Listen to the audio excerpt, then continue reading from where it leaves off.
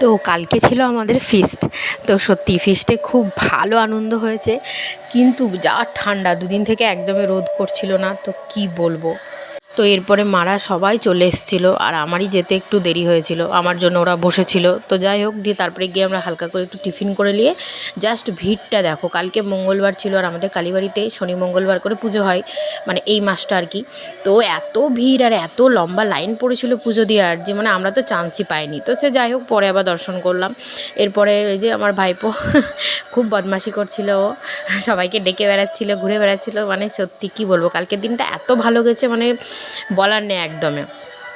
আর আমি বেশ অনেক কদিন থেকেই ভাবছিলাম যে কালীবাড়িতে একবার ফিস্ট করাই যেতে পারে। তো আশাগুলো কে পূরণ করবে, সত্যি নিজের মা বাবা ছাড়া এইসব আশা কেউ পূরণ করবে না। তো যাই হোক, তারপরে তো খাওয়া দাওয়া করে আড্ডা গল্প, মানে দারুণ এনজয় করেছি, দারুণ। আমার লাইফের সবথেকে মুহূর্ত বিষয় হয়তো কালকের দিনটা গেছে, সত্যি। মানে সবাই এত আনন্দ করেছি, মানে কিছু বলার নেই। দিয়ে তারপরে তো কি বলবো, মানে আজকে যেহেতু দুদিন থেকে একদমই কোনো রোদ্দুর নেই, আজকে একটু রোদ্দুর দেখা দিল, দিয়ে মানে চলে গেল। মানে কি বলবো, একদমই সত্যি। দিয়ে বিরক্ত লাগছে, কি করব, কাজ মাজ করতে জাস্ট ভালো লাগছে না একদমই।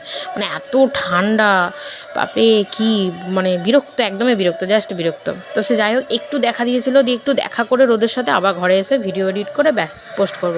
ভালো লাগলে লাইক করো, টাটা।